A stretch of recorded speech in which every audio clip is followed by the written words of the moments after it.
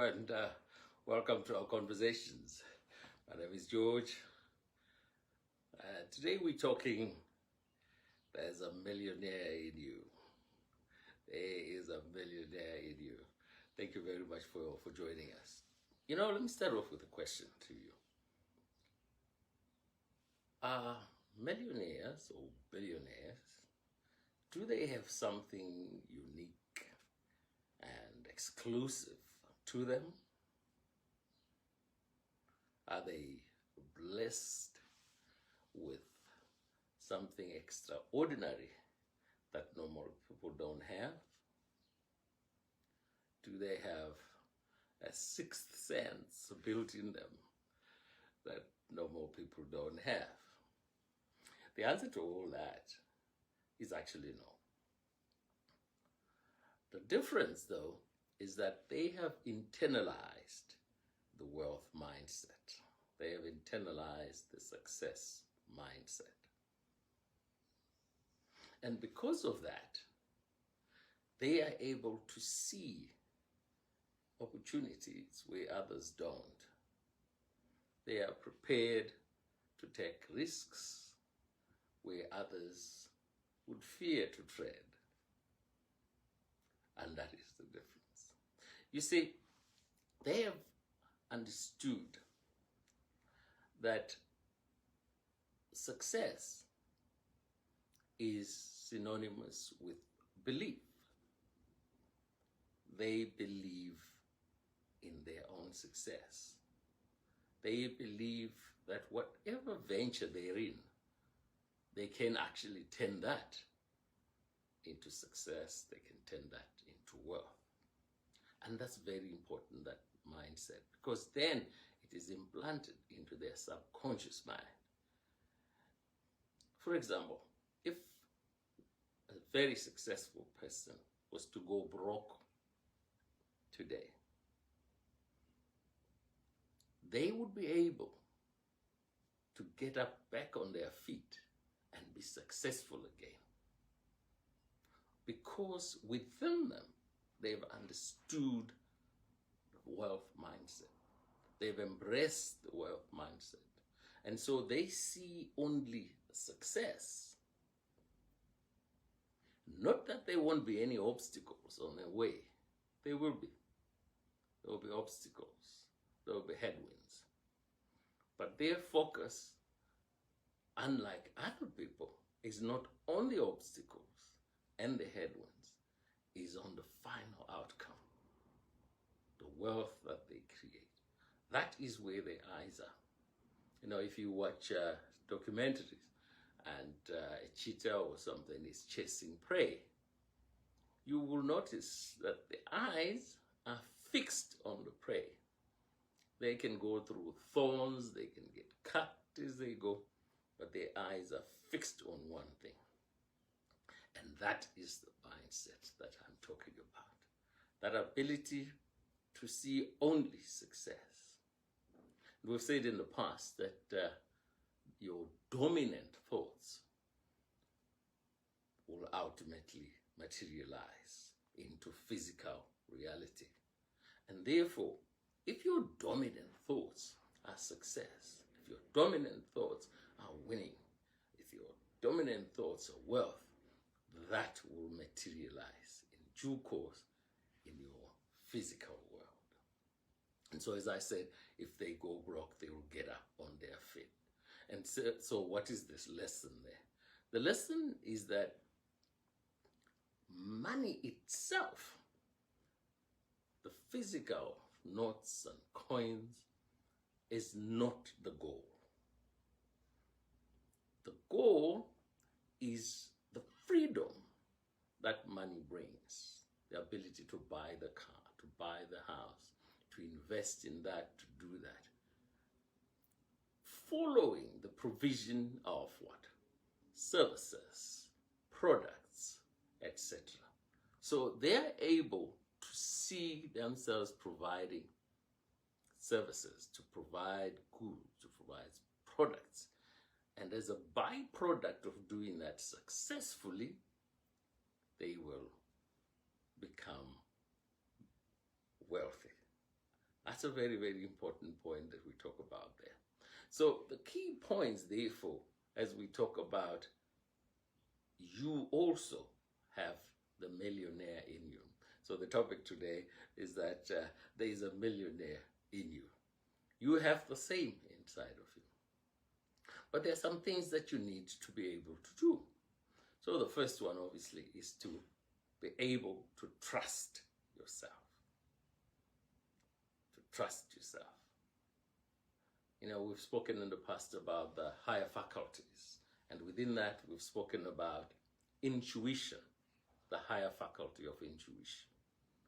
That silent voice that connects you with the spiritual world. And in that, messages are constantly going up and down. So your intuition helps you to hear that, to listen to that. And you must trust it to be able to move forward. The second thing is that to get yourself to be the millionaire you want to be, is to be able to learn from others, to seek direction. Find out how other successful people have done it. Don't be proud. Talk to those who have walked the road before. What have they done? What can you learn from them? Because that's very, very important. And you know, unlike the old days where you needed to phone people and talk to them, the net is awash with stories of all these people. Each of these successful people has some document or book about how they have gotten to where they've got. So there you can read, follow other guys, understand how have they gotten there, because you learn through those who have succeeded before you. So that's a very, very important point, and I always say to guys, listen to that. Listen to the other people, what they have done, and that will help you. The next thing is that they are not afraid to fail. So don't be afraid to fail. If your quest is to be the millionaire that's inside of you, don't be afraid to fail, because they view defeat and obstacles as opportunities as opposed to a negative obstacles. They see all those defeats, those failures, they have taught them something. And so they are prepared to learn from that. They won't cringe from trying, but they're prepared to learn every time they try so. And that's very, very important, because I find that the main reason why actually people don't get as far as they can go is this thing about fearing defeat, fearing failure, and regarding failure as your being, as opposed to regarding failure as a brick in building your wall. You are learning from the process. And so as you chase that goal of being successful, of being wealthy, remember, you are going to come against those things and use that to learn. I said that your quest shouldn't be to wake up in the morning to say, I'm going to have money, money, money. Because what should drive you, or what does drive you, is how are you going to solve someone else's problem? What products are you going to bring in the market that will help people? What are you going to do to make someone else's life better?